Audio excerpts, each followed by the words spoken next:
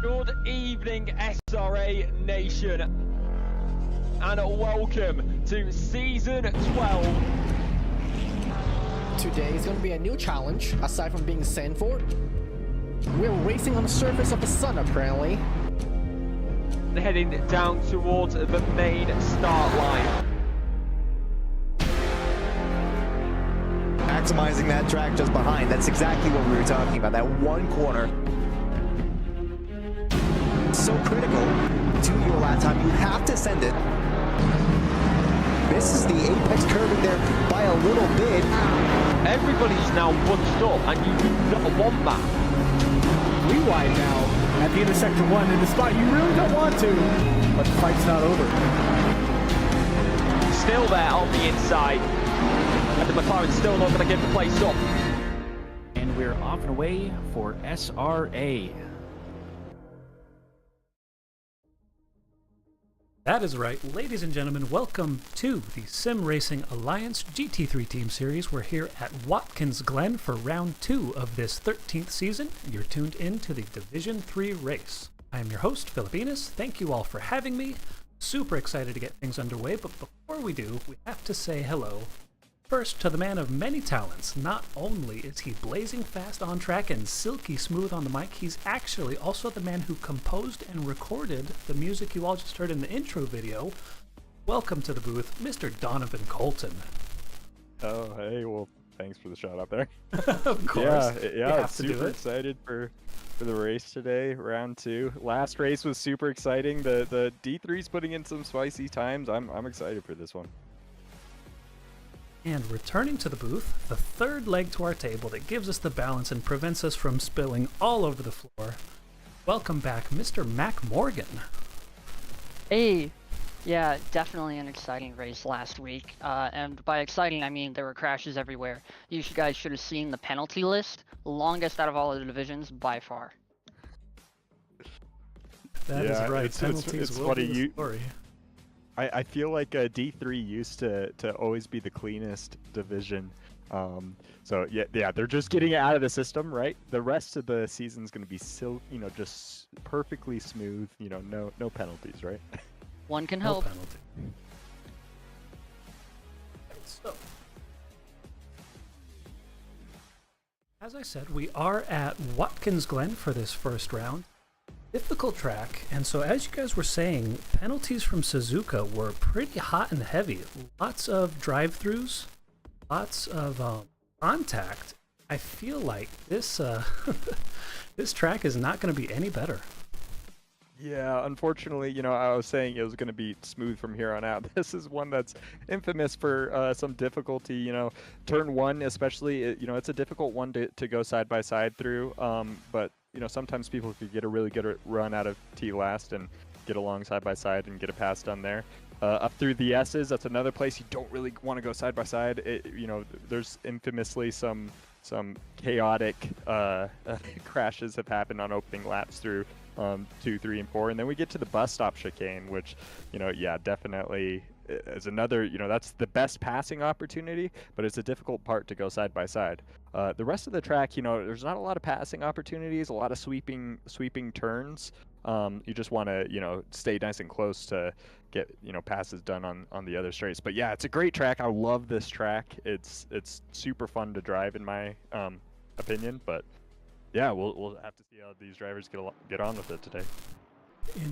So, clicking over onto our race scene, taking a look now, qualifying is starting. We've got our silver drivers going out first for the first 10 minutes of this session, with Mr. Jay Queasy in the Ferrari 296, giving a quick tour around this Watkins Glen track.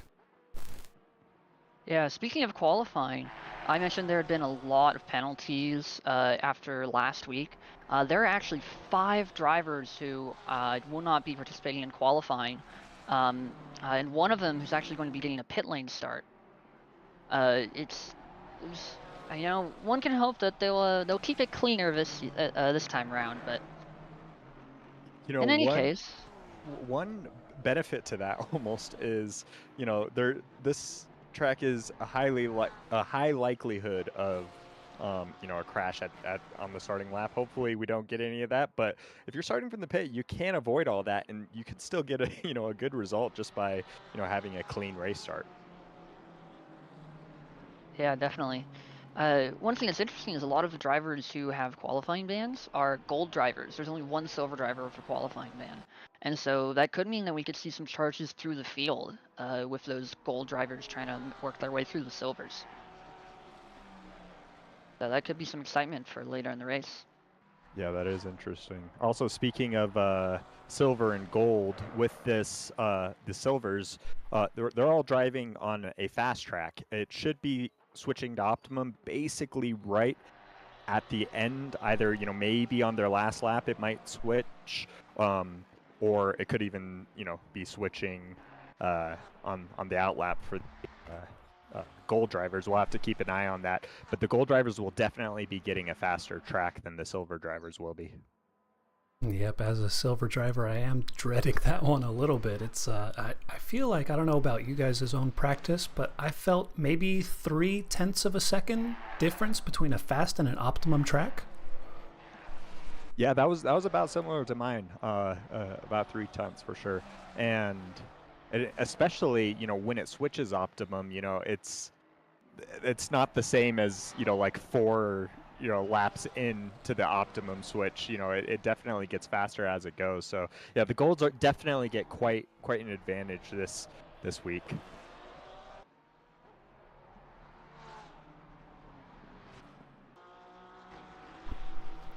All right, so let us do a quick jump on board, if I can find him on the timetables. Cannot. It is Mr. Murphy in this race. 38, I believe, on timetables. ACC Race Control says, oh, thank you. So we're just going to watch Jay Queasy for a while. Hey, race control doing race control things. Yeah, it looks like we're just finishing up our first push lap. Queasy already in the 44s with a 44.7. Definitely not bad for a first lap on a fast track. It's going to get faster for sure.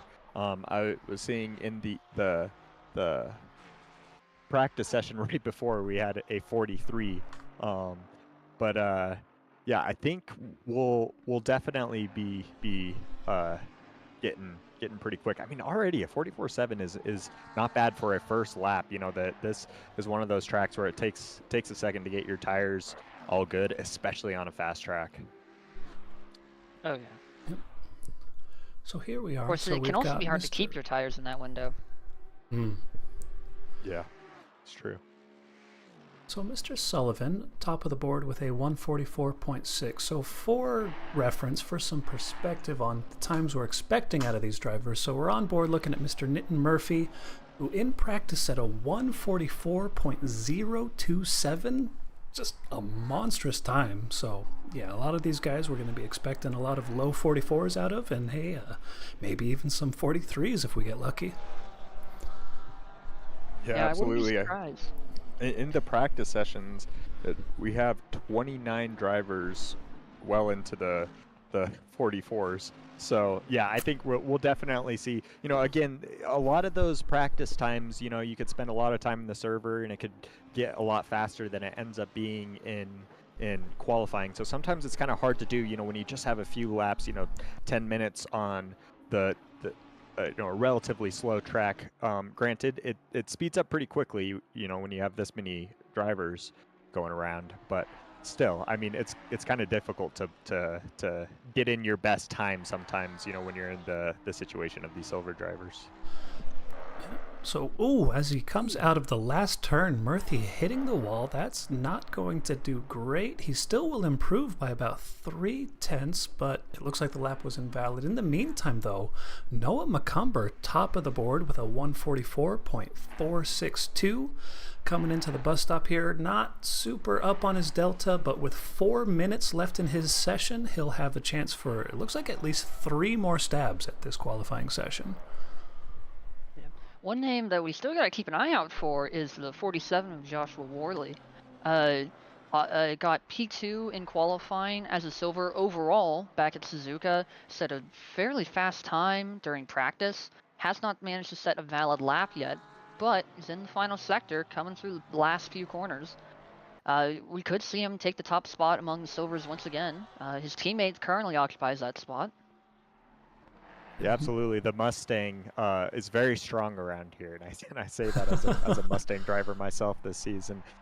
It definitely is strong. It took a last minute bop adjustment a couple days ago as Worley just goes to the top with his first valid lap. 144.275. Josh Worley, still 2 more attempts at it, and yeah, man, like you said, this Mustang is flying here at Watkins Glen. He's the top 4 in the Mustang. Imagine that. Bot police, please. They did actually increase the ballast for the Mustang just earlier this week. Okay. It went from 5 kilograms to 10 kilograms. I want to see 50. Not Come on. Yeah, not much of a difference, to be honest. I noticed it a little bit, but I mean that could also just be my mind. I'm sure Jay is very happy being surrounded. Hey, we've got Jess to keep him company there. Oh, Sully. Speaking of the wall, coming out of the last hard hit. I mean, he hit, and that's still good enough for provisional pole. Are you kidding me, Sully? That's awesome. Hey, I mean, you could hit that wall and not lose too much time. I'm sure he lost a good 10th or two. Oh yeah, that. It was about 2 looking at the deltas. Yeah. But still, so that would have been a 43 had he not made that contact, which is just obscene. Yeah, absolutely. On board here with Pat Cockcroft, running the Porsche again this season. That's a loyalty to the brand. I appreciate that. In the 145s for his best lap so far, but as he's coming out of this last turn onto the start-finish straight, a good improvement on the board should see him promoted up into P8. Very Worley's about to go into the 43s. Oh, and indeed. There we go. Wow, Joshua Worley, a 143.870, and he's still got time for one more. Are we optimum yet? Ooh, good question. Let me come over here. Sorry for the viewers at home. Yes, indeed. So looking at the top right here, optimum track on the top right. So all of these drivers will have just a little bit more pace in these last couple of laps. Yeah. I tell you what, I don't think Worley's still going to be silver by the end of week 3. I don't think so. I can't imagine. Yeah. Honestly, it's a coin flip if you'll still be in D3 at all. Yeah. Possible promotions are absolutely possible. It looks like he's really pushing too right now. It looks like it's a pretty clean lap, and yeah, this is the sector where it gets a little bit tricky, particularly this turn in the Mustang. Getting I mean, you could push the brakes so late, but getting the power down in the right way is a little challenging in the Mustang. Now that's pretty much the only turn that the Mustang is challenging with here. Overall, this is a very strong car if you're comfortable with the track. Yeah, tell you what, he did lose time through toe there, so definitely a hard track for the Mustang. Looks like he might improve his lap a little bit, but not enough to make much of a difference. I tell you who is improving their lap, though, Noah McComber, 2/10 down. Coming into the third sector here, 2/10 on the delta, a long way to go to catch up to Worley, but potentially enough to see an improvement up into P3 as we see Murthy on the last lap had set a 44.255, and on this lap not making any improvement. So that session done for Murthy. P3 will be the best he'll be able to manage as the onslaught of Ford Mustangs on this last lap here. McCumber losing a bit of pace, not going to see that improvement. Sutherland, though, 3/10 up on his personal best. Potential promotion on the books for him as well. So Worley back into the pits, Sully not improving. The end of this silver session here. Not a whole lot left on the board. Derek Stack still on track, coming around the final turn, but not improving. Got Zipperburn Jr., who happens to be one of the two leading the team championship, I believe. Tune into him after we watch Mr. Sutherland cross the line. 4/10 on the Delta, which will see him up into 4th place. Not quite enough to overtake Murphy. So, like I said, on board with the Zipperburn here, the West Coast Best Coast team. Him and Sutherland teaming up this season in the Mustang, coming out of the final turn. 2/10 up on the Delta. We'll see a small improvement up into 14th place, so not bad out of him. As our gold session has started in earnest, we have to do it jumping on board Selena Boonstra for her first flying lap in qualification. Let's jump on board, take a little tour around this Watkins Glen track. Yeah, keeping it nice and tidy through there. You could really push the track limits there, but it's also a bit risky to do, you know, in qualifying. You run out of, you can't quite take it, you know, the NASCAR line where, you know, you can basically all the way out go into out the to the wall. Yeah. But yeah, coming through the bus stop, it's so much fun to nail this, you know, the double chicane there, especially in qualifying trim, and when you're just in the zone and you just, you know, cut it both the right, you know, amounts. It's very satisfying. It's a satisfying track overall, the whole track. This is one I could just lap over and over again. This right coming up here, I think the Porsche is going to have an easier time with this turn. Yeah, no, lots of good rotation second half of the turn. Yeah, goes in for a nice late apex there. Yeah, that's a tricky one for a lot of cars. Granted, I drive front engine cars, so I think this sector is the one that the Porsche would like. Selena keeping it nice and tidy. Tight to the curb, another late apex here. A big theme of this track, this turn, you know, turn 1, the one after the bus stop, lots of camber on these turns that if you can get it tucked down to the inside, there's a ton of pace here. Guess it shouldn't be too surprising that it's cambered, considering it is American. America. That's true. Yeah. Although we have Indy, and Indy is like anti-cambered. Oh god, it's an ice rink. Yeah, absolutely. So Why I love it.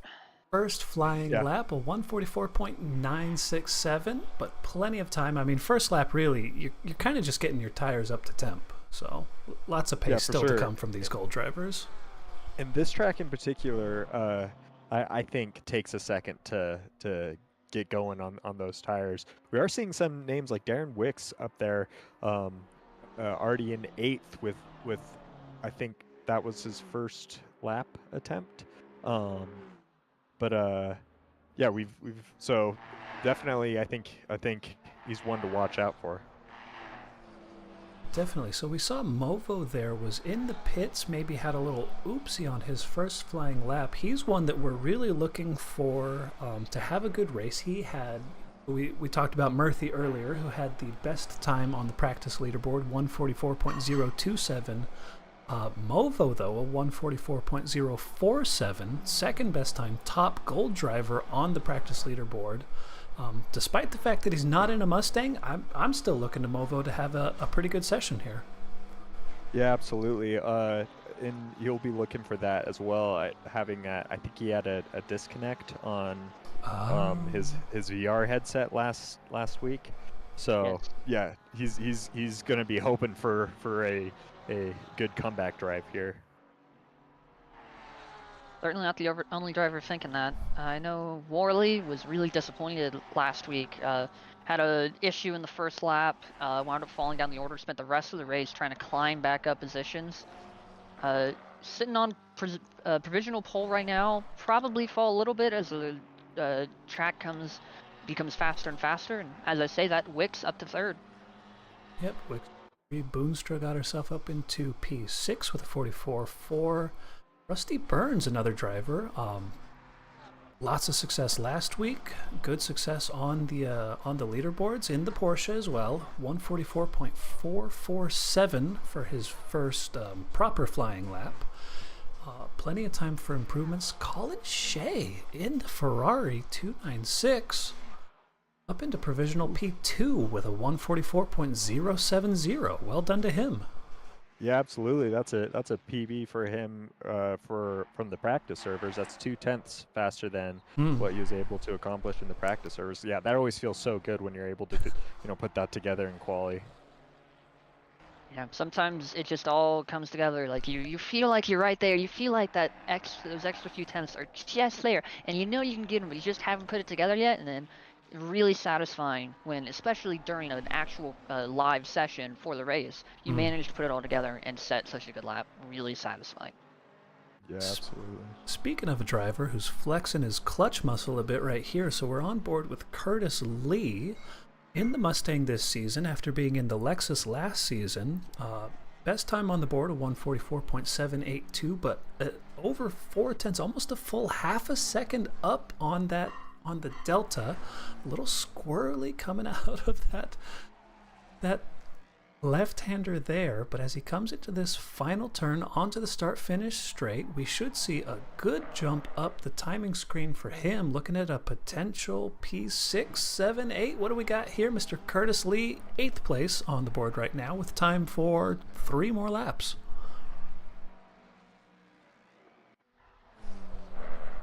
And look at this guy, the comic ODBA team up in the Lamborghini Panzo Rigatoni. Looking good in that SRA livery. Isn't that Stefaz Designs did all of the SRA liveries? Yeah. So this is just a mix of a lot of conglomerates here.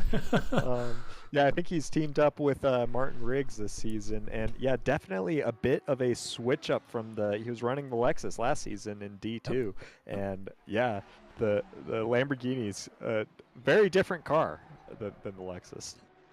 Yeah, I've seen him in the Lexus, seen him in the Mercedes. Not sure how he ended up in the Lamborghini, but yeah, doing well so far. A little bit of an improvement on the board.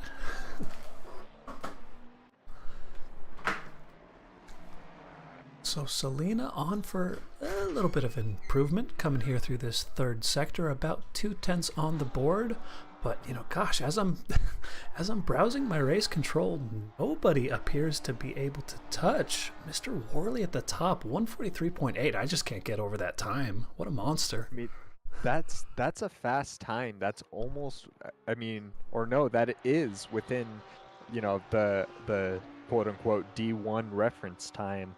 And so that's a serious time. I mean, he's got some company not too far behind. I mean, it's so close, from Colin, down, especially, to around the P7.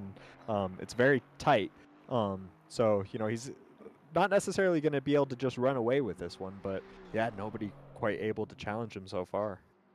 So we have to check in. Wow, so he just returned to garage. Luis Vasquez, who was our race winner from last week in the Audi, unable to put any sort of time on the board, a 144.845. So he's our overall points leader. I believe they're second place in the team championship, starting from, at best, 22nd place on the grid. A disaster from our top driver in the point standings. Yeah, and he had a really clean race. He was able to a dominant race. What? Yeah, and then just kind of relatively cruise away. So yeah, it's disappointing to see down there. So checking out Mr. Wilder Vargas here, the classic TC8 black and green livery. Coming through the heel right now, a good improvement on the board. So best lap 144.782, but looking at least 0.3 of an improvement. And if he can hold it together, that McLaren, a tough car to wrangle around this track. Not one that likes sliding. Navigating his way through the final turn onto the start-finish straight, about 4.5 up on the board, which should see an improvement up into indeed P8 for Wilder Vargas. So a good recovery out of him, good clutch performance, getting the time on his final opportunity. another one, Amos Movo. So he's the one that I was looking for to have a good race. About a half a second up on the Delta. Ooh, well into the grass, but holding it together into this second to last. Just a little bit of a lift and throw it into this left-hander. Now coming into the final right-hander. Don't pull a sully and hit the wall. He did! Ah! Oh, that's a hard hit. He's still fine. He lost about a tenth, but that's still enough for P4 on the board. Well done, Amos Movo, with the clutch. Wow, that was that last with the grass and then hitting the wall. There was definitely a lot of time in that.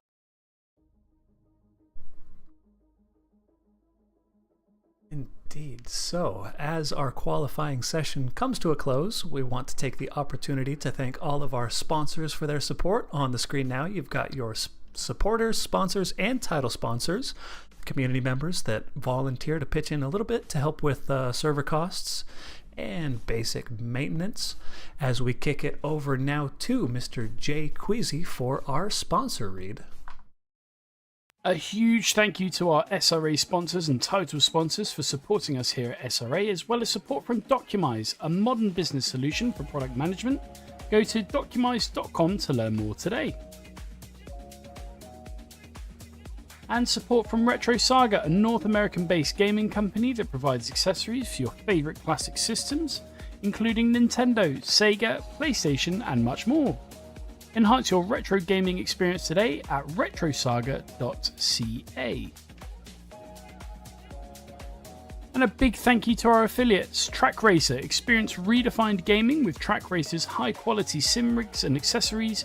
Use code SRATE at checkout to support us. Armamentario, a toolbox for ACC that will enhance your chance to win. Enjoy a fully customizable and enhanced HUD to change the way you experience ACC.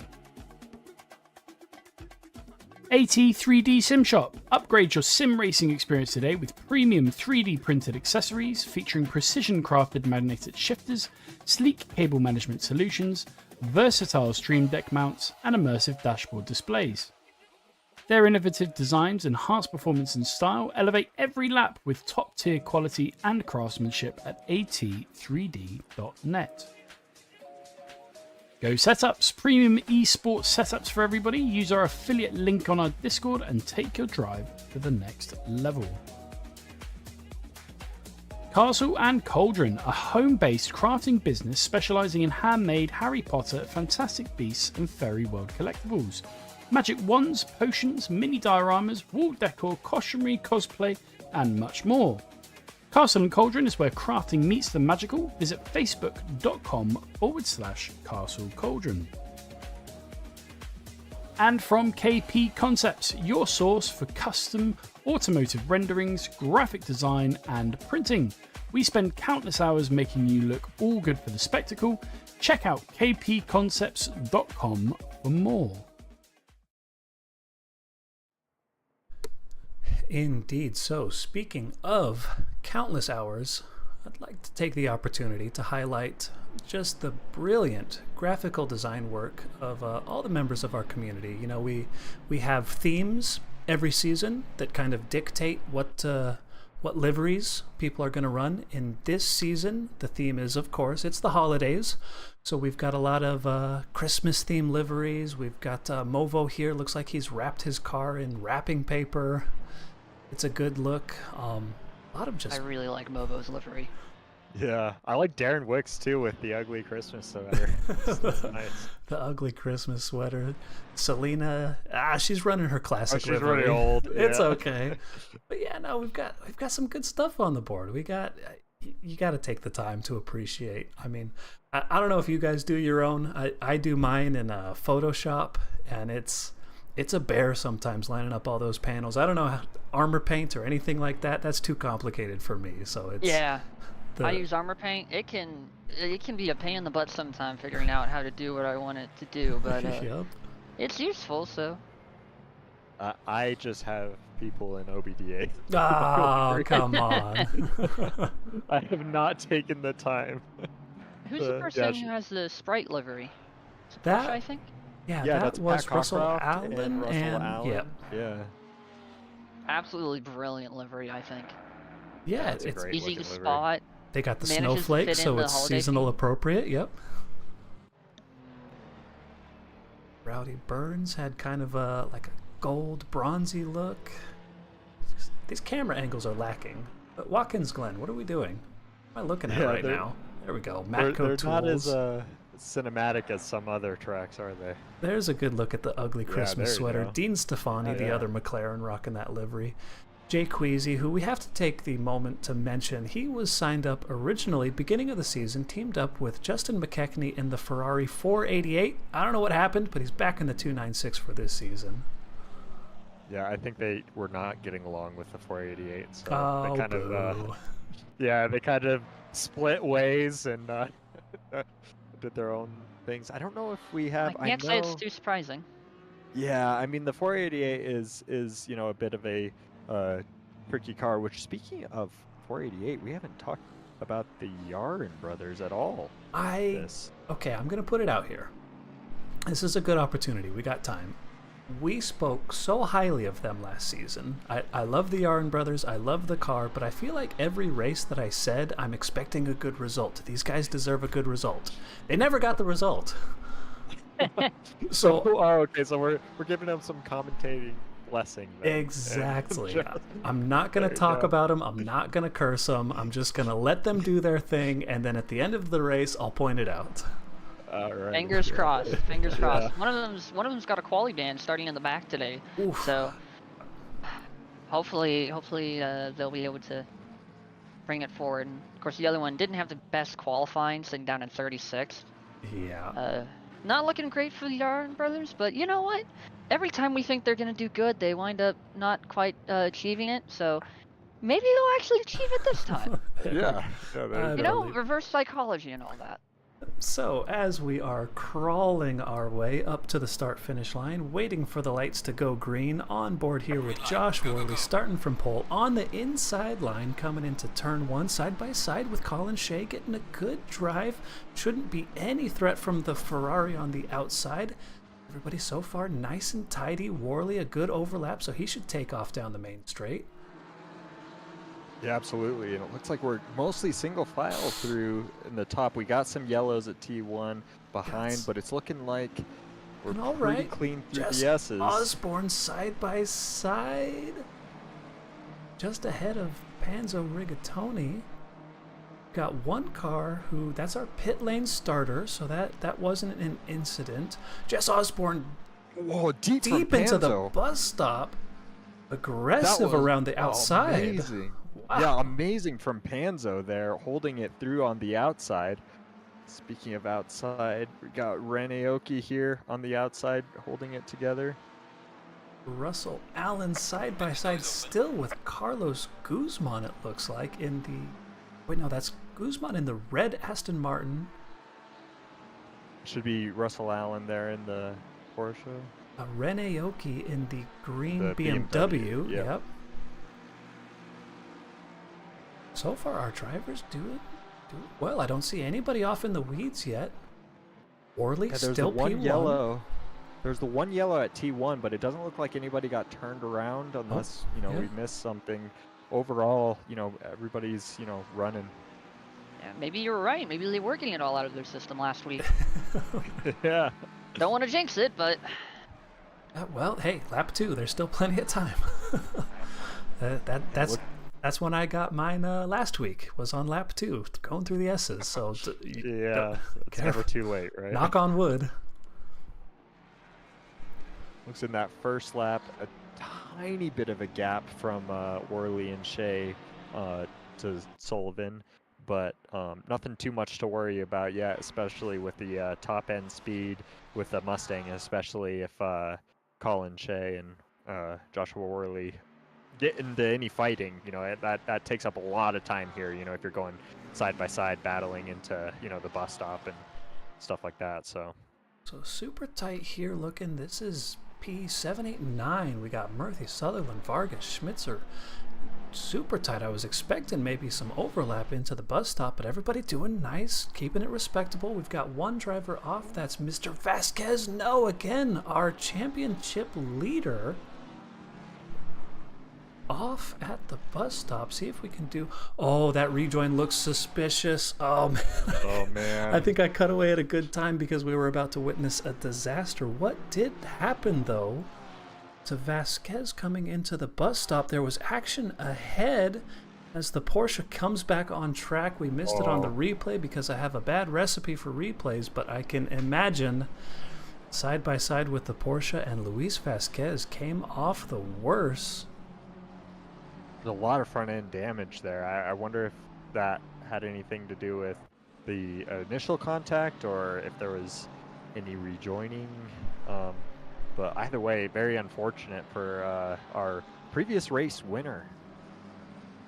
It's okay. We do here at SRA have a thing called drop races, where the worst result of the 8 rounds this season will be removed from your point standings at the end of the season. As we see a little bit of lag out of Elliot Levine. He's back on track. Don't worry about it. But yeah, so Luis Vasquez, we have another driver off.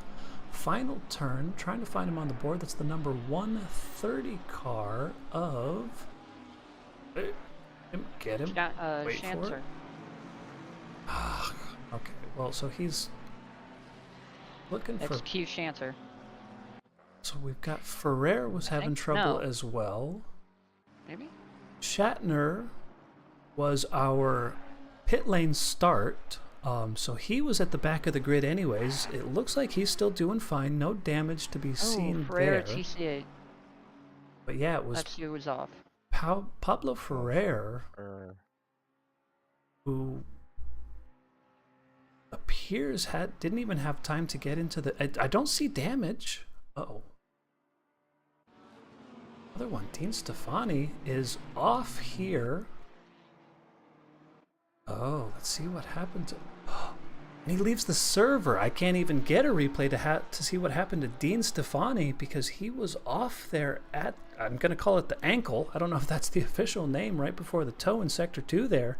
And he just said, yeah, no, I'm tapping out. Dean Stefani out of this race. That's a bummer to see. I saw he was doing a lot of practice laps. Almost every server I was in, he was in as well. So yeah, that's a real shame to only make it a little over 5 minutes into the race. So our lead group here making a little bit of a break for it. So Worley putting in the best lap of the race thus far, 145.125. Colin Shea right behind him, but then a big gap, about 1 second, to Jack Sullivan in third place. A little bit of group with Sullivan, Movo, and Boonstra, who are just... Oh no, we got a little bit of drama here. Noah McComber into the pits. Darren Wicks, who was running P6, as he came into turn 1. Let's see what happened on the replay.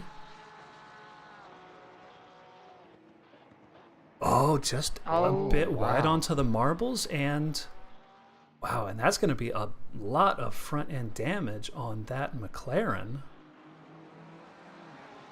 Is rough. So Darren Wicks now has fallen to P17 from P6. Tough result for him so far. Yeah, absolutely. Tell you what's interesting, we already have somebody into the pits, Noah McComber, probably trying to fix damage.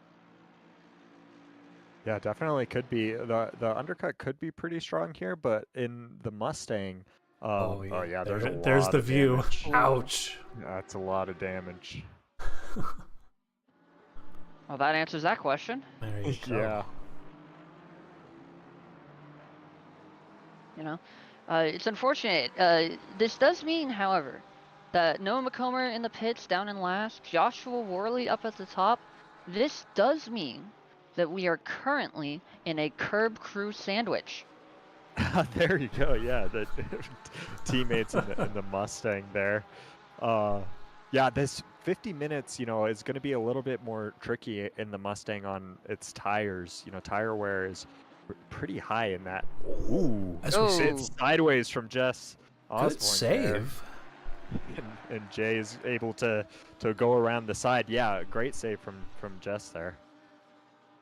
Yeah, that turn one, bit hard for our drivers to navigate. You know, bear with me at home as I hit escape one more time. So the track is optimum. It did start fast, so we should have plenty of grip for these drivers, but struggling so far in the early parts of this race. Yeah, absolutely. I mean, it's not necessarily the grippiest track, but also, you know, the cars like the Porsche, you know, it's a little hard on the rear tires getting hot. We're not super hot temperatures, so I wouldn't think that would be too much of an issue yet, but I wouldn't be surprised if fuel loads is part of what's causing this issue. With some of the rear engine cars under high fuel loads, it can be really easy to get squirrely when you get on the gas.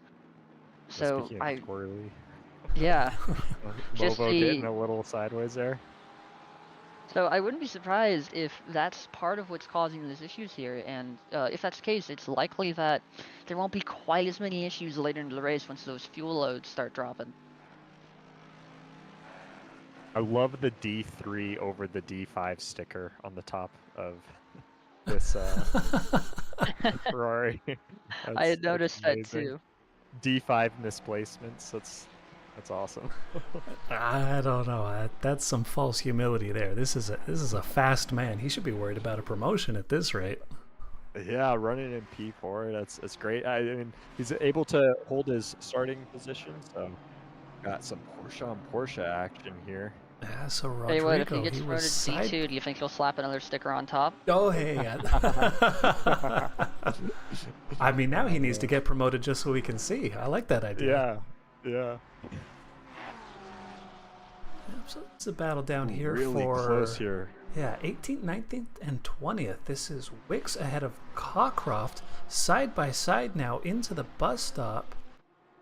Wicks, the defensive inside line. Ooh. Well done. Having a hard time Ultra. keeping it together there with that front end damage. Yeah, that's definitely tough. That's going to be affecting both his top speed and his turn in some of these turns for sure. Battle.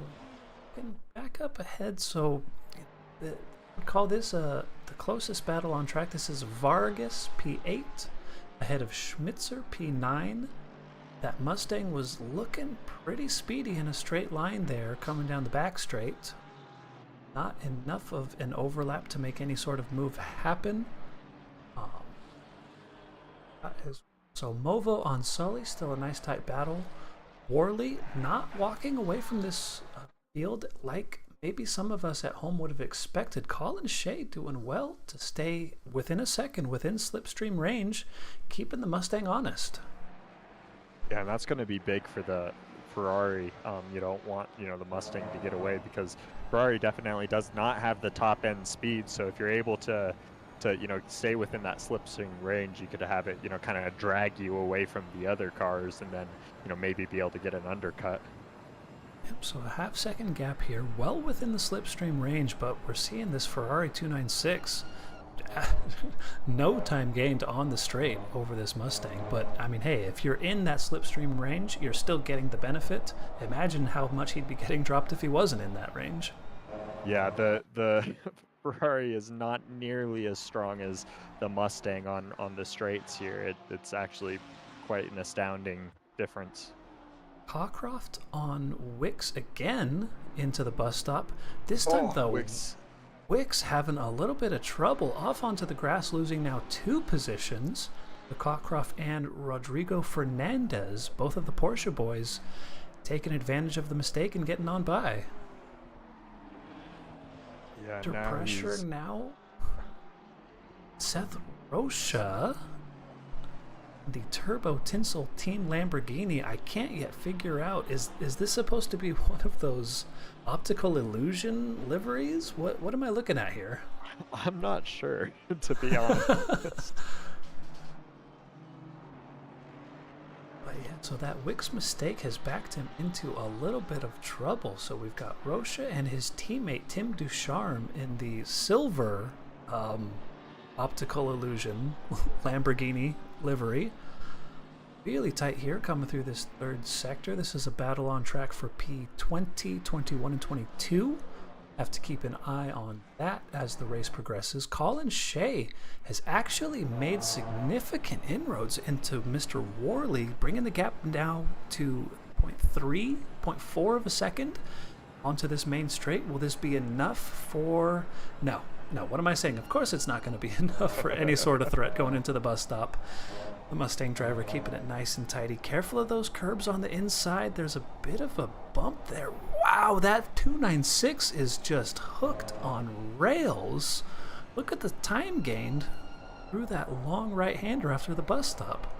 It already looks like Worley's almost struggling with tires. I can't imagine wear is too bad yet, but the Mustang is really tough on wear. That is its biggest weakness, especially here. But yeah, Colin Shea definitely keeping him honest here. If you can't get this done on track, which it is hard to pass a Mustang in a Ferrari on a track like this, he's gonna have to do it in the pit stops.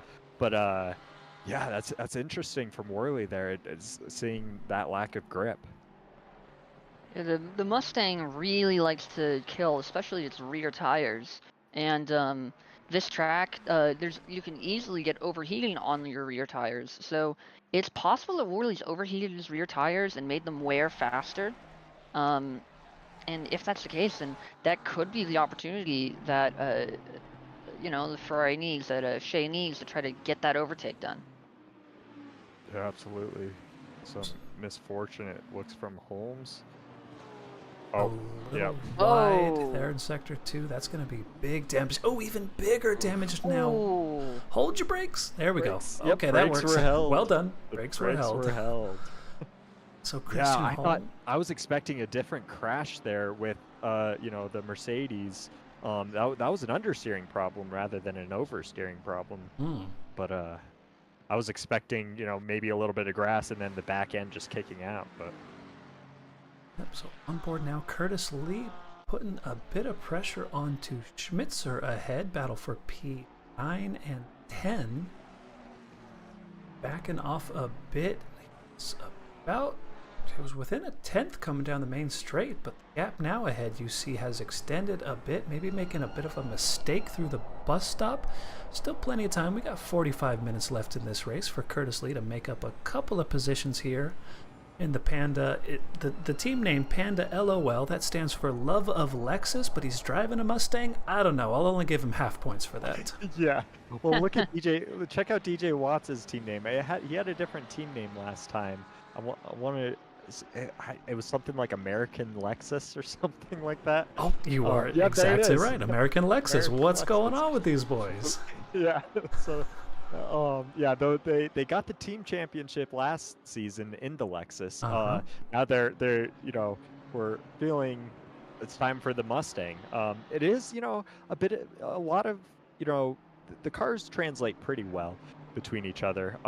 Definitely have similar strengths in the top speed, but the Ford definitely has some quirks that the Lexus does not with its tire wear and low speed difficulty. So imagine the brakes are a fair bit better than the Lexus as well. Yes. Yeah, you could basically brake a whole 50 meters later going into the bus stop as you can in the Lexus. It's ridiculous. So a lot of tight fights on track. We've got Queasy a couple tenths off of Curtis Lee. Osborne now right up on the back of Rusty Burns. Peak 12 and 13 going at it here into the bus stop. Jess Osborne being respectful, tucking it back in. Nothing to worry about there. Going to keep it single file. Hard track to pass on, in my opinion. It is. It is really hard. We have. Doesn't look good from Lee made a Curtis. mistake. Lee made a mistake. Snap of oversteer through the outer loop. Okay, I might have gone back a bit too far. I did want to attempt to see what happened to this Mustang. Like you said, Donovan, maybe a car that is struggling on tire wear, getting deep into this first stint. Oh, it was the curb. The bump of the curb did it to him, but he saved it. Excellent save, no damage. Live to fight another day. Yeah, that was a pretty big save. It is really difficult when you hit that the wrong way. I've noticed, when you when you're like going too wide into that curb, and if you know that you're just gonna hit it, you could actually take the grass and still like dip your right tires on the grass and actually survive it without taking the hit. And it's sometimes a bit tricky to do, but and it seems counterintuitive. But go more off track to survive. Yeah. Actually, my PB lap time, I had to take that line. So track limits are just a suggestion. Yeah. I'll tell you what, I don't think Lee is quite in the clear yet. That was a great save. Certainly saved him from losing too many positions or getting too much damage, but we already talked about how the Mustang is hard on the tires. A slide like that. Oh!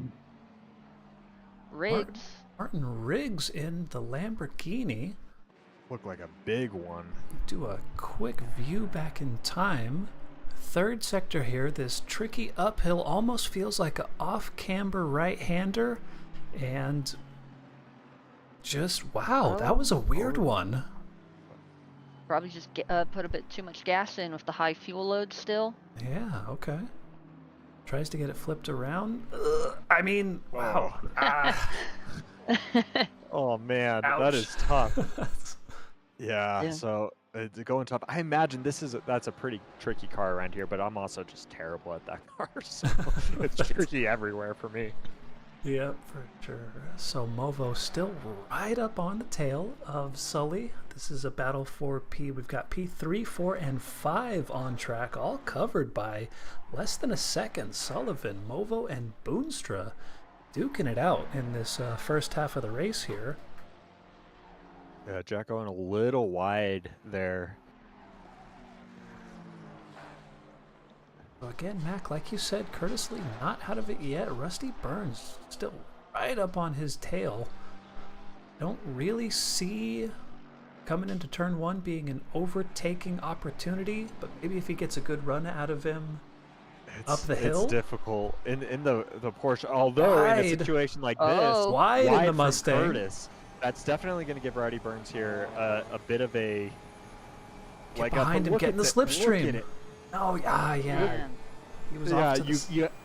It is really hard. If you are offline on those S's, you could lose so much time. It's really kind of surprising how much time you lose if you're not taking the inside on those lines. But yeah, Rowdy Burns definitely losing out quite a bit there. Yeah.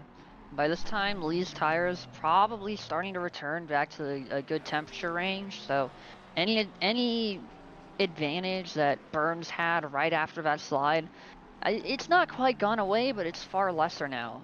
Later in the stint, we might see Burns possibly making more moves, as I have no doubt that Lee's tires are going to be really dead by the end of this stint. But for right now, I think Lee, with that straight line speed of the Mustang, will probably be able to stay ahead of Burns as long as he doesn't make any massive mistakes.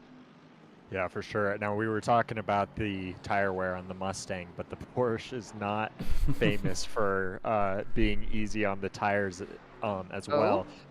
But it tends to definitely be hard on those rear tires. That left rear tire especially, I imagine, is not going to be doing too well. Ooh, as we got the Aston Schmitzer? Schmitzer, yep. Look like going over the line a little bit. Jess Osborne is also coming in. That's one to look out for, going for the undercut on Rowdy Burns and Curtis Lee. He's going to be hoping to catch at least one of those drivers.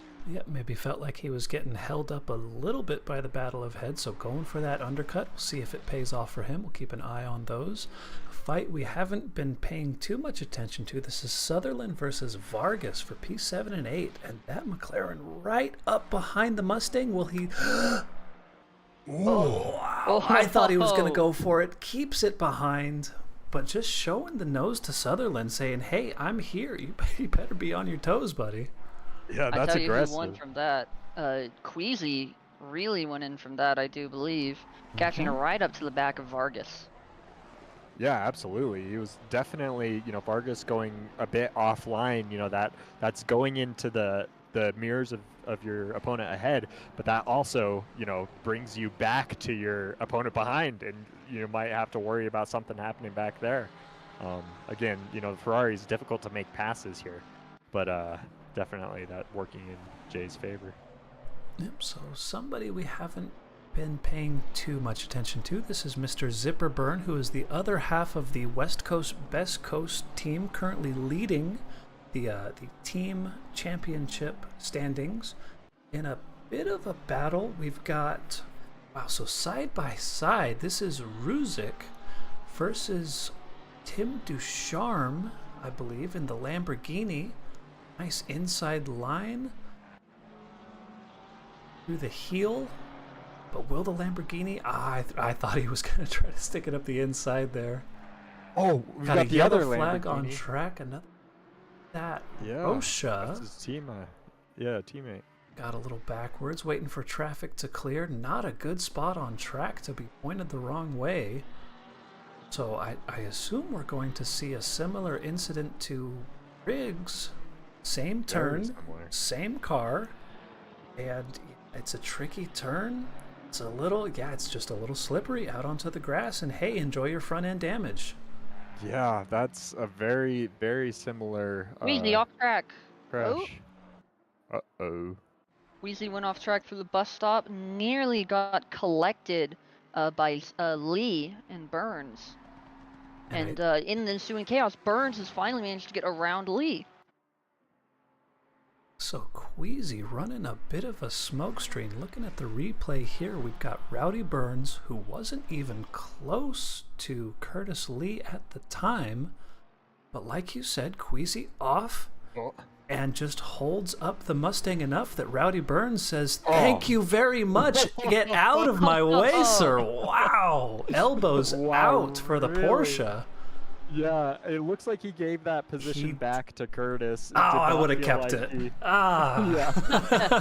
Didn't feel like he deserved it. But yeah, I mean that was quite a budge. And I mean, you know, it's when you're in the Porsche, for example, you know, behind Ford, and it's so hard to make passes. You know, you got to take advantage of any situation like that. But obviously, not quite clean. Yep, so the battle. Honestly, respect to Burns for being willing to give that position back. There are some drivers that would, you know, even when they're at fault with an accident, just keep on driving. Big respect to Burns for being willing to give positions back. So yeah, absolutely. Battle for the final spot of the podium rages on. Sullivan on Movo on Boonstra, still kind of just holding position on track. Nobody opting for the early pit yet. 34 minutes left on the clock. This is kind of about the time that I would myself be considering, you know, hey, maybe I come in, get a fresh set of rubber, get some clear track, and see what I can make happen. Yeah, especially if you're the car behind. Typically, you know, want to try to get that undercut done. As we going side by side into the bus stop with Ruzik and Ducharme, they do not do it. Ducharme backs out of that. Oh, we've got a spinning. Who was the BMW number 100? That's Phil Brown. That is a tough spot. Has made his pit stop already, down in P40. To the bus stop, just a bit wide onto the curb, and yeah, that's going to be a big time loss. So we see now Sullivan. Sullivan going in to the pits. That's big. Shea might make a move into turn one. Nope, backs out of it. Close. Yeah, they are close. Car coming out of the pits. We'll see what effect this has on the battle for the lead. This is Worley now, P1, making his way past the Ferrari, doing a good job of clearing out of the way. We don't want to see any outside interference in this battle for the lead. Yeah.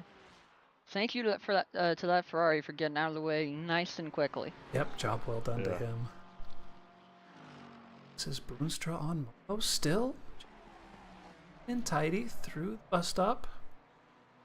Have to keep an eye though on Sullivan and see how these pit stops shake out. He was not the person I was expecting to pit first, to be honest, being in the lead of this group. Yeah, not at all. Didn't track the lead. If is Pinkard, who looks like he had a coming together. This is third sector, second to last right-hander coming now into... Oh, it was the Madhouse car, jukes to the right because he intended to pit. Oh, that's... and right as he was doing that, McComber was attempting to go for an overtake into the final corner.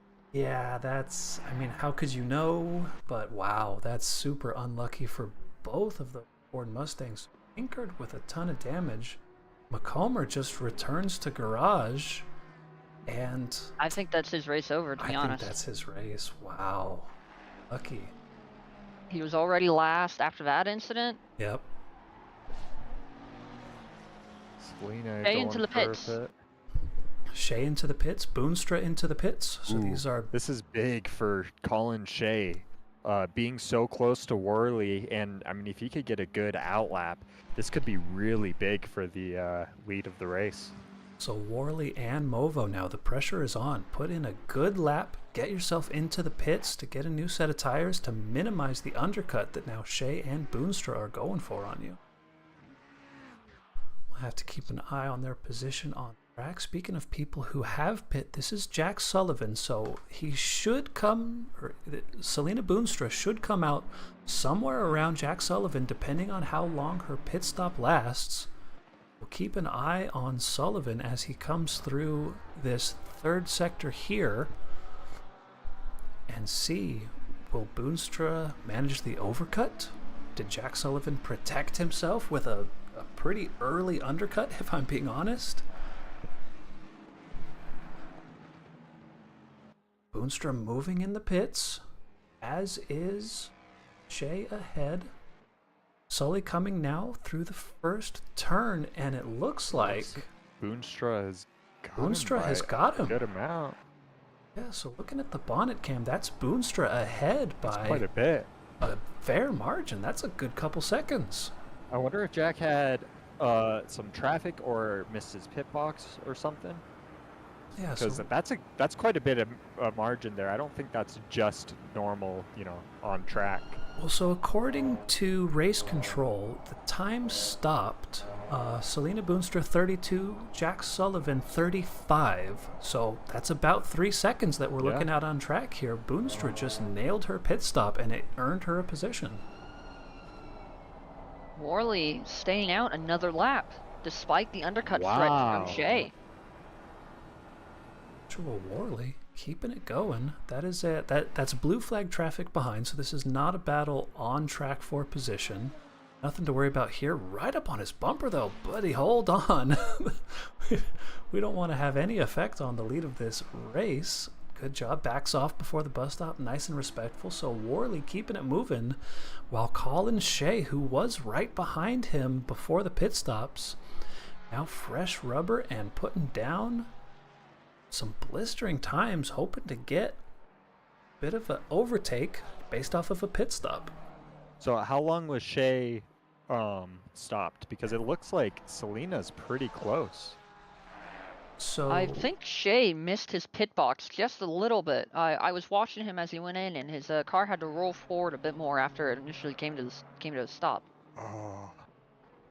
Total time in pit, Boonstra had another, again, 3-second advantage over Shea. Wow, so a lot of this race being with oh man, it is so close there between Movo and Movo doing the absolute most that he could do to try to keep Selena behind. So this was another driver that Selena was behind before the pits. It was Sullivan and then Movo and then Boonstra, and she passed them both. Yep. Brilliant strategy out of Selena. Yeah, undercut really working well. I mean, we saw that with her teammate, with Jess Osborne, able to get Rowdy Burns as well through the pit strategy. So, yeah, the undercut definitely working pretty well for these drivers. And Worley and continuing on again. Yeah, with Worley. Very interesting strategy here from Worley. Obviously, trying to keep fresher tires for the long of the race, and maybe is figuring if you know, cars get past him in the pits, he'll just repass him on track with the Mustang top speed. Yeah, bold strategy. I do think you might be right there, because he definitely had some experience with that Mustang's top speed back in Suzuka. Suzuka, kind of a similar spot where the only overtaking zones are are kind of favored by the Mustang due to not the longest straights of beforehand. And so I really think that I think what Worley might be thinking here is that with the fresh tires and top speed of the Mustang, he thinks that even if he does get passed with those fresher tires, he'll be able to get back past them.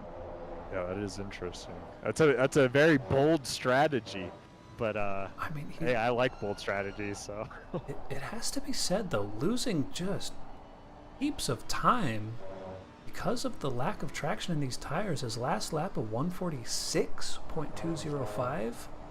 Will he pit this lap? We do see him duck to the right into the pit lane. So here we go. Our race leader, Joshua Worley, into the pits. 26 minutes left in this race. Check out now. So this is Colin Shea, our provisional P2, depending on how this pit stop shakes out. Selena Boonstra right up behind him. Movo about a second behind. We will have to keep an eye now. Joshua Worley coming into his pit stall all the way up at the end, and Colin Shea is on the hunt. Man, this is going to be close. I don't need. Wait. Ah, man. This is too close to call. I can't make a prediction. Wow, that battle damage. Mercedes. Well, okay, I take side by side. Oh, if Shea and Boonstra fight and lose themselves a bunch of time, it's going to protect Worley. They got to get on with the job right now if they want to make this overtake happen. Yeah, absolutely. Yeah, this is where you know, you can't really know what's going on, but I mean, both of them, you know, is going to want to be working together for now and then fight later. Yep, so to try to get ahead of Worley here. last turn here, Worley's start finish straight. Worley is Worley's now moving. off the Jackson, moving. He's gonna. I think he'll come out ahead of him, but he's gonna have slow speed into the bus stop, I think. So it could be that they managed to close that gap through this first sector. But I tell you what, I think Worley's got it. Yeah, that's a good, huge gap. Yeah, wow. That's absolutely not what we expected, because that's not what he came into the pits with. I mean, Colin Shea was right up behind Worley when he jumped into the pits, and now he's 2 seconds behind. Which, to be fair, he did lose about 3 seconds in that pit. I have a feeling that if, you know, he had his clean up. Well, how was Well, so let's check it out. So time Worley's in the pit pits, stop looks pretty 106. 106 total time in the pit, 33 seconds stopped. So about equal to Selena's and a little bit faster than Colin Shea's, and that's probably about the 2 seconds that you're seeing, because Colin Shea, I think you called it, Mac, maybe went a little deep in his box. Yeah. So Josh Worley fighting off the undercut threat. 1.5 seconds, the gap to P2 with 24 minutes left in this race, and I mean, fresher tires by about 3 laps. I think he's looking like he's in good shape. Yeah, absolutely. And the big winner throughout all this pit stop is Selena Boonstra. You know, able to make up a few positions there into a podium. Phil place. Brown stopped in sector 3. And resets and returns pits. to garage. And RTG, ouch. Oh, side by side now with Boonstra into turn 1. Selena brave around the outside, keeping it within track limits. Excellent fighting out of these two drivers. Yeah, that was really clean there from Selena, able to hold it on the outside there. Awfully brave. It looks like Lolo's going to have Not a over yet. decent run. He might have had to lift there. I don't know. Well, you know, No, to the he's inside, pretty- they're side by side. They are. This Yeah. is But Movo not going for Not the big even go for lunge. Still have That's hard to do around the outside there. yeah. I don't blame him. So in all of this fighting, though, Selena Boonstra now has dropped a bit of Colin Shea. showing me Movo P3 on board, but he's not. I think they just went over the last timing line in the wrong order, so it's Boonstra for Movo. That'll sort it out. So yeah, so a second now, the gap between P2 and P3, that fighting between Boonstra and Movo, doing well for Colin Shea, giving him a little bit of breathing room. Tell you what, I think Worley might have made a minor mistake on his outlap with the cold tires, because Shea managed to close half a second. But it seems to be holding steady now. So gap still about 1.1 seconds. You're right, it did come down a bit, but nothing to worry about too much yet. We don't want to jinx him too much. I think, I mean, in the end, Josh is going to have much better tires by the end of this race. I mean, he has what, about 3 or 4 lap fresher tires. Yep. So that definitely could make some of a difference, especially in the Mustang. Oh yeah, and of course with that straight line speed, even if Shea is able to close that gap, I mean it'll be a challenge to actually get around Worley. I really do think Worley might have this in the bag already. 20 minutes left to go. Anything could happen, especially around Watkins. Oh yeah, commentators cursed and all that. Yeah. So our other battles on track, this is Rodrigo Fernandez on Ren Aoki. Super tight on his bumper now, coming into the main straight into the bus stop. Will he get the overlap? A little bit of rubber banding back and forth. Doesn't go for the big lunge on the brakes, but Ren Aoki deep. Lots of curb, little bit of grass, holds it together, and I really would have expected Rodrigo to go for the dive there, but Ren Aoki maintains 16th position. Good battling out of these gentlemen. Another tight battle on track. We've got Mr. Jeremy Aaron in that beautiful Ferrari 488 up right behind Mr. Richie Wood in the Lamborghini. This is a battle for P20 and 21 on track. Good action here. Deep on the brakes into the toe is Mr. Aaron. That was close, but keeping it nice and tidy. We've got Zipper Burn behind, so again, points are important for this West Coast, Best Coast Mustang team of Zipper Burn and Sutherland, P7, so we'll have to see how they do in the team championship points after this round. Queasy still right up behind that Mustang of Lee, P12 and 13. Cockcroft just got around Levine.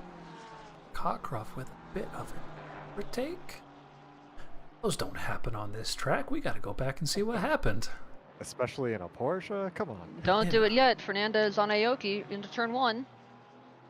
Into turn 1. Wow. Oh, so just bad drive out of Levine, maybe. Going side by side into, Now that tricky uphill left-hander does it again. Just hard to put the power down. Cockcroft taking advantage. While we're talking about it, Fernandez has gotten around Aoki. Into the bus stop though. Fernandez slow. Oh, I like that defensive line, that mid of the road. You're kind of blocking the view. You're just sitting in the middle of the road, so you're not compromising your line too much. I really like that, just in the middle of the road. Very confident defense there. So now Fernand promoting himself up into P16. That's Levine behind, getting well onto the grass, but keeping it together. Out of the barrier. We don't want to see any more damage on these cars. These are expensive things to repair. Wide under the grass, out of tow. And that's going to cost him a position to Pat Cockcroft here, and even leave him vulnerable to Levine here. So Ren Aoki at this stage, you see him just struggling for grip on the rear tires. That BMW is a handful for him right now. Managing to stay ahead so far, but I'm sure his tires are going to be quite warm now. Oh yeah. I think he nearly oversteered a drift through whatever turn number that is right there. Yeah, second to last turn. Turn 10. So coming down now. turn one. We'll see how he looks through here. Again, lots of camber. But yeah, man, that BMW, it always is a handful, to be fair. And that's kind of how it needs to be driven, is a little bit loose on the rear end. But yeah, Rene Oki's struggling right now for pace, losing a couple positions over the course of these last 2 laps. Well, Rene Oki... Side by side through the S's. Allen and Zipperburn, I think? Indeed, so this is the other Christmas Sprite Porsche, trying to get a little rowdy with the Mustang ahead. This is a nice tight little battle on track. This is P20, 21, 22, and 23, 24, Tim Toucharm behind, all covered by a blanket. I mean, you could see a lot of... around goes Yarin. Oh no. No. That would be Jason Yarin. Is this just bus stop things, taking too much of the inside of one of them? Yeah. I think he was actually going for an overtake and just didn't quite work out. He was fighting with Wicks, I think. There was... Wow, that is interesting. So that was just... There was no contact between another car. Nope, that was all by himself. It was just taking too much inside curb, but there was a bit of a moment there between the two McLarens. Yeah, so Wicks was having a bit of a battle with Sweeney, and maybe that just kind of spooked Yarin? I don't... Yeah, a bit of a 488 moment there. 488 problems.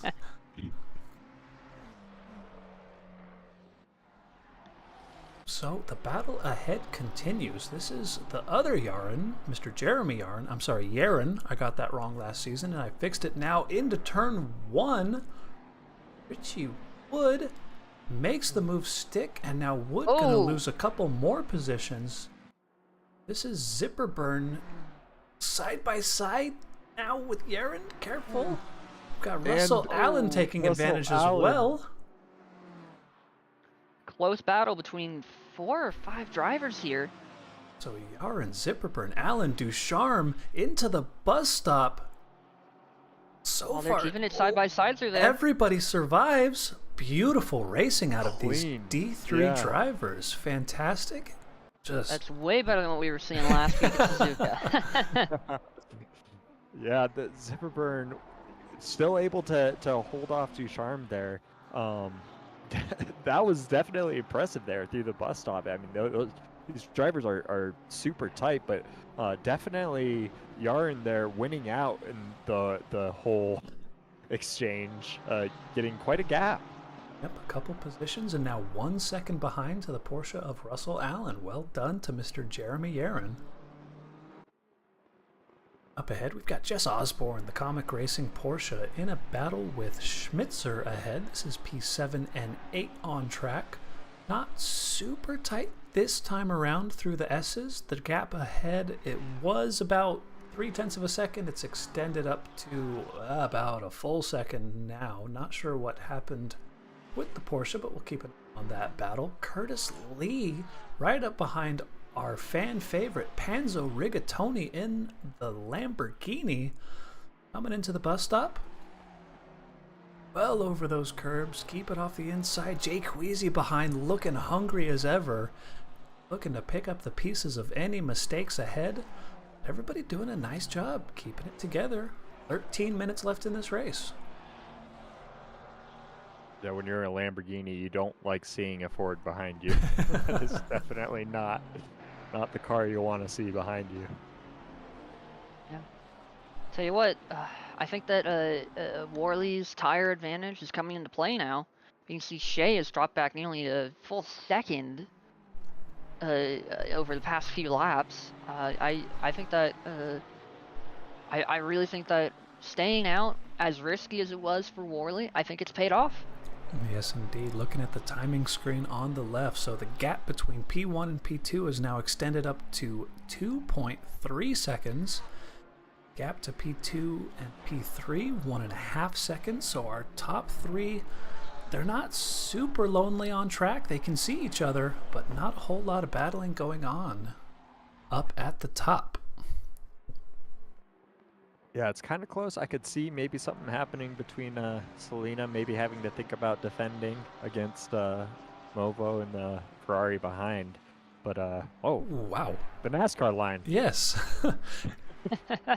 You know, so in ACC, you get 3 warnings before you get a track limits penalty. So they're just using one of their warnings. We call those speed coupons here.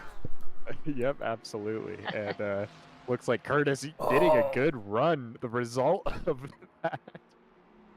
Oh! Careful. Coming back on track ahead of Queasy. Queasy out onto the grass on the outside. Oh, able to hold on to it though, but yeah, Queasy's not going to like that. Wow.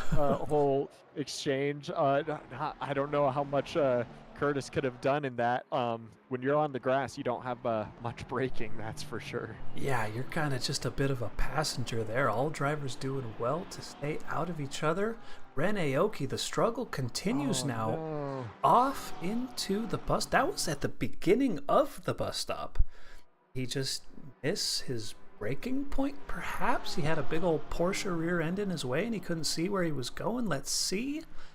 Oh, it was. I think That's interesting. Just a bit deep on the brakes and had to jerk the wheel to the left to avoid. That's going to be a ton of damage onto the side in front of that BMW. Ren Aoki now dropping to, on my race control, it's calling it 29th position. Brutal result for him. Hey, what? Fight for 10th and 11th. Really close right now. The fight continues. Jay Queasy right up on the back of Curtis Lee. Coming down now. And Lee right on the back of Rigatoni. So coming through. All of them taking the NASCAR line now. Again with the track limits. So coming through the S's here, the Mustang again side by side with the Lamborghini. We'll see if he can do a better job navigating the bus stop this time. On board from the hood of Jay Queasy, getting a great view of this battle. Into the bus stop chicane. Oh, sweeps right out ahead. Oh! And, then Panzo And that's Panzo off the track on the right. Oh, Panzo losing a number of positions. That's just a blue flag right there. No, correct? that's Wilder Vargas.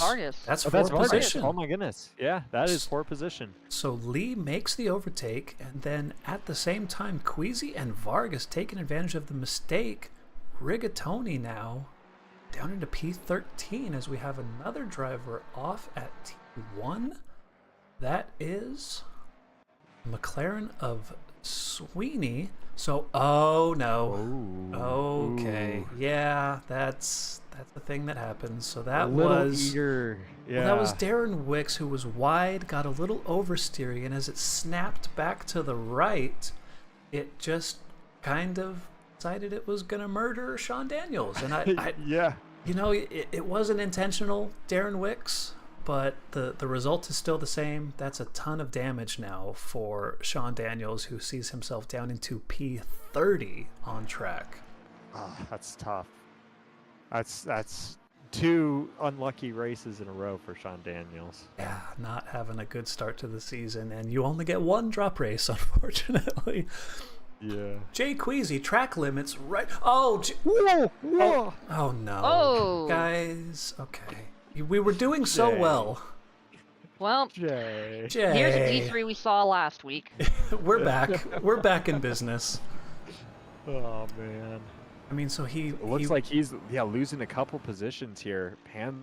coming on attack. Just Jay having such a bad run. The result of that contact, losing 2 positions. So that's a shame. So Curtis Lee, he got clipped by Queasy and put into the wall, but it didn't look like it would have done too much damage. And in this game, side damage doesn't really hurt your aerodynamics as much as rear or front. So maybe Curtis Lee is going to be okay coming out of this. Yeah, I think. It definitely was a bit of damage as long as he doesn't have any steering damage. I think that's going to be relatively okay for Curtis here. Yeah, but under pressure now. So this is Wilder Vargas, who, through the chaos, has gone from P13 to P11 now, right up behind Curtis Lee, looking to make a break into the top 10. Yeah, Vargas really just demonstrating that sometimes you don't have to make an overtake. You just have to wait for your opponents to make a mistake. Yeah. Pick up the pieces. Gained 2 positions on Queasy and Rigatoni from their mistakes. Now he's right on the back of Lee, who is damaged. So looking Colin ahead. Shea jumping down or falling down a little bit. Yeah, so Shea has lost about 2 seconds to Worley ahead, and it has allowed Boonstra to close up right behind him, about a half a second here on screen between P2 and 3. Boonstra maybe looking to make a little bit more of a jump up the leaderboard. 7 minutes left in this race. Gonna call that, what, 4 more laps, we're thinking? Yeah. I'll get out my calculator real quick, laps. but Yeah. it's, 3, 4, 5 laps. Plenty of 5, opportunity yeah. for some action on track. We're seeing Jess Osborne still right up behind. Got Mr. Matt Schmitzer, Team Non-Elite, that good-looking Aston Martin, who is himself right up behind Sutherland. This is a battle on track. P6, 7, 8, and 9. Rowdy Burns looking to pick up the pieces. Good battle for the top 10 here. Just taking a quick peek. This is Tim Ducharme on Zipperburn here. Battle for P20 and 21. Nobody's overtaken the Mustang, but wide onto the curb. Zipperburn holding it together. I thought he was going to lose that. Really bumpy over the curves, but does well to hold on. Constant battles on track. I can't even keep up with all the action. We got Lee Vargas and Queasy still going at it. Selena Boonstra right up behind Colin Shea. Turn 1. You could separate the 2 by a blanket. Will she be able to get the drive through the S's and up onto the bus stop straight? I'm thinking this is an opportunity for an overtake. I We'll think see. so too. Colin Shea, does he go defensive here? He does. So Boonstra, will she jump out to the left? Yes, into the bus stop. She goes for it around the outside, and she makes it stick. Oh Let's my gosh, go, around Selena. the outside. What a move into the bus stop. That was phenomenally done there. Yeah, hanging around. Yeah. Well done for both of them too. It's hard to just go side by side in general, but yeah, Selena taking it around the outside there. That was awesome. The absolute bravery from the controller queen. P2 now over Colin Shea, and she's trying to make a break for it. Got a little bit of a gap behind. Movo right up behind Colin Shea, maybe looking to keep the momentum going. Colin Shea in trouble. He is surrounded by a pack of killers in this race. Yeah, and they're hungry. I mean, it's definitely been a lot. I mean, as we're going, these two still going at it. Still going at it. Zipperburn, it looks like he's got some front end damage. I wonder if that's affecting his top end. That could be. Nathan Murphy, this was our silver contender that we were expecting to have a good race. Still up at P14, doing well right behind Panzo Rigatoni. Jess Osborne on Schmitzer and Sutherland. Sutherland going well wide, that second to last left-hander. Not sure how many speed coupons he has left. The battles rage on. Colin Shea still right up behind Selena Boonstra, coming through the S's here. This is his opportunity perhaps to repay the favor. A good drive on the Porsche coming into the bus stop. Selena not defending at all, just brave on the brakes. No opportunity for Colin Shea to make any sort of overlap. Yeah, cool as a cucumber there. Just confident that it wasn't enough. A little bit further back, we might see. I do believe it's. Is that a lap traffic or is that? What numbers are we looking at? Movo. Schmitzer up? Wasn't Schmitzer? Oh, no, I don't remember. Sullivan got around Movo. I think we missed that. Oh, wow. Yeah, we certainly did. When did that happen? It had to have happened into the bus stop. Yeah. Because this is coming into. It's already happened by this It's point. already happened by this point. So now we've got Worley from Boonstra from Shea. Sullivan now making the move P4 over Amos Movo. Movo trying to make the move back. Got the lap traffic behind the both of them. Yeah, I wonder if that had anything to do with the whole Oh, that's a good situation. call. So that's Ren Aoki and the BMW perhaps having an impact on this battle. Number 70 off Zodi Fade. Oh. Zodi Fade and another driver. So this is the That was long 7-2-1. That was right-hander our after race the winner of bus last. stop. Some other cars going slow, trying to cut through Oh! them. Oh! Yikes. Ooh. That's unfortunate. Yeah, so you're right. So that was Luis Vasquez, the round 1 winner, just still struggling a bit in a battle with Zodi Fade. Zodi giving him a little shoulder bump there. I mean, ouch, okay. Skipping back ahead, Colin Shea and Selena Boostra deep into the brakes at the toe, narrowly avoiding contact. That's actually going to lose him a ton of time. Only a minute and a half left on the clock. So as Mr. Josh Worley coming through Sector 3 here, we're looking at the white flag lap as he crosses the finish line. Yeah, this time the white flag will wave. We'll have 1 lap left to go, and Colin Shea, because of that mistake, maybe going to be losing out on an opportunity to make this overtake on Boonstra. Yeah, small mistakes like that can be very costly at this track.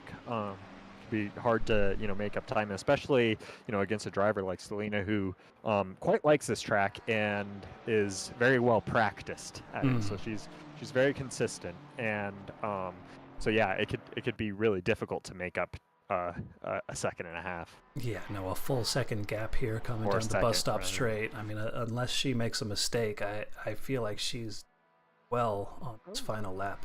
Number 70 off again. That's Zodi Fade again. Hope he doesn't have an impact on this battle. Our leaders are going to be coming across him. He wisely returns to garage. Zodi Fade, thank you. Yeah, that's a bummer. It just all unraveling there at the end for Zodi Fade. Shame. So again, we've got Worley, Boonstra, Shea, Sullivan over Movo. Made the overtake and is making it stick. So that's P4 for Sullivan. And then a big gap to Sutherland. 6. Decently tight on-track battle. This is P7 and 8, Osborne versus Rowdy Burns. Working their way through this tight and twisty Sector 2 into the braking zone at the toe.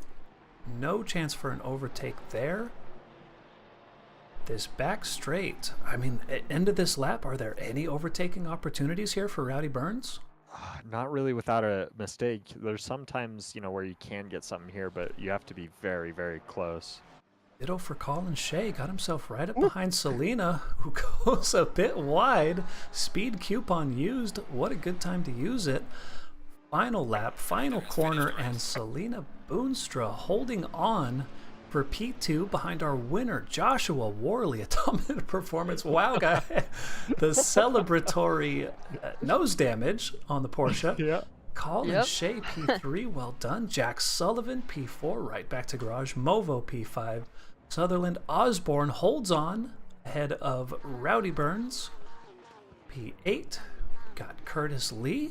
Even after that little rough and tumble battle with, I believe it was Jay Queasy, holds on to P9. Well done to him. We got Vargas, Queasy, Schmitzer, Rigatoni. Well done to all of our D3 drivers. That was quite a race. Yeah, it absolutely was.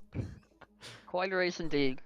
And I tell you what, I do have some wonderful news for you all. Ooh. Noah McComber, Joshua Worley's teammate, did go ahead and decide to finish out the race, even though he is a few laps down, only completing 29 laps as opposed to the 34 completed by Worley. But since he is finishing the race, this does in fact mean that the entire grid is a curb crew sandwich. There you go. Yeah, that's a good point. Although, do you name the sandwich after the bread?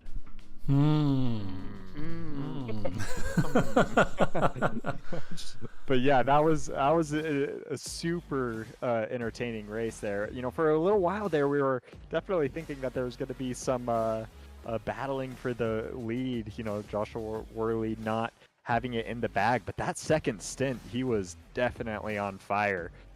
Those fresher tires seeming to work very well for him. So, yeah, well done to all the drivers. I mean, there was a lot of action there. Yeah, I think that we'll definitely see some more penalties next weekend, but I also think that I think it'll be less than Suzuka. So yes.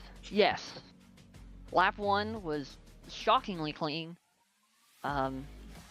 So there wasn't a pile up on lap 1 this time. So already looking up. So as we are getting our drivers jumping into the D3 race chat for their post-race debrief, I don't yet see our race winner, Mr. Joshua Worley, but perhaps if you guys were willing, we could talk to our P2 winner, Miss Selena Boonstra. yeah, let's pull in Selena. Miss Boonstra, P2 in the Porsche, Watkins Glen. Congratulations on that race result and that overtake. We all saw it on stream over Colin Shea. Oh, thank you.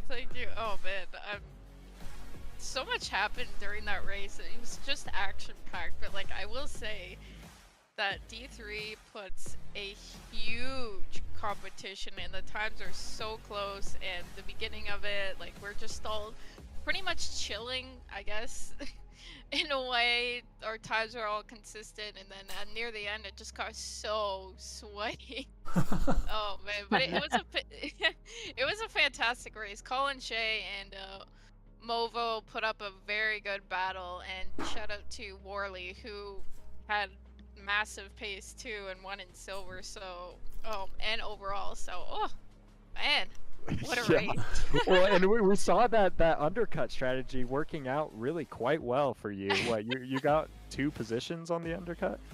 Yeah, that's when I was behind Movo, and I really gained lap time on him, and I was in the chat and just was like, oh, you should probably pit now, and I'm like, yeah, you know what, I was thinking that too, and it was like the perfect moment. I'm just like, I'm just gonna send it right into the pits, because it's better than losing more time, because you never know what's going to happen the next lap. So I just did it, executed it, and yeah, look clean pit stop too, which others around you didn't seem to have quite as well. And Jess having a good result too, so a great result for the team. He got P7, so that's 7, huge for yeah. So shout out to Jess as well for putting on a very good show during the race. So yeah, I'm very hyped. And Watkins Glen is certainly my top favorite tracks, and even I will say, honestly, in all honesty, I've been there twice for the 6 hours of Glen, and I love it. It's breathtaking, and I'm going again camping there next year, so I am awesome. I had to get a good result just for that. It had to happen. Yeah, I was saying this one of her favorites anyway. So yeah, I mean it's a good one for a good result for sure. Yep, never a dull moment at the Glen, that's for sure. But going bowling, I mean, yeah, it means what it says. Yeah, absolutely. All right, any final thank yous or parting words before we send you on back to race review? Well, I did shout out my teammate Jess. So you did. His pit strategy was on point. Jess Osborne, #1 race engineer. Let's go. Yeah. Oh, certainly. Yes. We both agreed on that decision, and we're like, just go, and yeah, it worked out. But yeah, I think that's pretty much it. And shout out to you guys, the commentators, for putting the show all together, and the admins for making SRA a wonderful, happy sim racing community. But yeah. Indeed. All right. Congratulations again, and get out of here. Thank you. All right, I do so believe Joshua Worley. I is do now see. also- Let me grab him real quick and boom. So, Mr. Joshua Worley, can you hear us? Yes, I can. Welcome to the commentary booth and congratulations on that dominant pole position race win. Thank you. I don't think I've ever won a league race, so this was different. Really, Well, with your pace. Yeah, honestly, there's no way it could be the only one. I mean, that was a fantastic race. For a second there, we thought we were going to be getting a little bit of a competition for the lead there with how the pit stops. You opting to stay out for quite a bit. I think you were the final pit stop strategy. What was your mind on, or what was going through your mind with that strategy? So I don't want to go too far into it, but I guess it's pretty simple. Same thing as Suzuka is I'm watching everyone pit before the halfway point, and I just want to have the stronger car on lighter fuel. So I'm trying to push as far past halfway as I can so I can put it all out there for the last stint. Yeah. Well, hey, it seemed to work out pretty well in your favor here, especially with Colin not having the cleanest pit stop and then having a lot of battling. But yeah, your pace in that second stint was just on fire. So that's seeming like it being a good strategy. Did the tires fall away pretty quickly on the first stint there? They didn't necessarily fall away very quickly, but towards the end of it, I could definitely feel it dropping. And when is it Colin that was behind me? When they dipped into the pits, I was thinking like, okay, it's before the halfway point. I just got to muscle it out for a few more laps. Yeah, well, hey, that strategy working out pretty well. That was, yeah, like I said, the pace in the second stint especially was super dominant, and also huge. And that qualifying lap was huge. So congratulations on that too. I have no idea where that came from. Nobody believes me, but I had never ran a 43 at this track, and then I ran one right before the driver's briefing and followed it with one in quali, and I was like, I've never done this before. Hey, it's a good time for that to happen. It was definitely a good race. I'm enjoying it. This is only my second race with SRA, and it has lived up to what I was hoping for. So. Indeed. Yeah. Glad to hear that. All right, so any last words, last thank yous before we send you on back to the driver's briefing? Yes, one last shout out to Noah for sticking it out after his teammate. Oh, that's right. He might not have had a great finish, but that's the kind of teammate I like to have, is someone that's going to muscle through no matter what happens. Absolutely. I tell you what, with Noah finished unfortunately dead last in the order, but that does mean that between the two of you, you made a sandwich, a curb crew sandwich.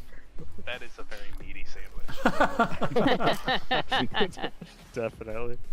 All right, well done. So that was our P2 and P1 driver interviews. Feeling good about that stream. Feeling good about our result here. Excellent race out of our D3 crew here at Watkins Glen. Donovan Colton, how are you feeling about that race? Pretty good. It was a bit cleaner than Suzuka. Just a bit, though. Yeah, it's not a high bar, to be fair. Still a little bit of some argy-bargy, but honestly, that's kind of hard to get around at Watkins. It's a difficult track to pass on, but overall, I mean, we saw some great passes. I mean, a highlight has got to be Selena's pass around the outside going into the bus stop. That was super clean, but yeah, great race. I mean, D3 is always exciting. It's always a treat to commentate them. Yep, so we will have a bit of a break here for the holidays. We're going to skip 2 weeks. We will be back on January 7th for our race at Misano. A fantastic track. Should be another really hot fight for these D3 drivers. And super looking forward to that. Yeah, no, I love that track. Gonna be a tough one as well. Track limits is gonna be another problem. I actually didn't see a whole lot of drive-through penalties this race. Drivers doing a I don't know if they had any, at least in the top half. There might have been some lower down that we just didn't notice, but I don't think there was I didn't see any at all. I didn't see a single drive-through. I mean, Watkins is relatively what's the word? It's not too harsh on track limits. It's not like Suzuka with the Degners, you know, where we saw some drive-throughs last week, and then there's pretty much a zero chance that we'll see no drive-throughs at Misano, because that track is really harsh on track limits. I think one of the only ones I know that could potentially be harsher would be maybe Paul Ricard to be harsh sometimes. Yeah, Paul Ricard.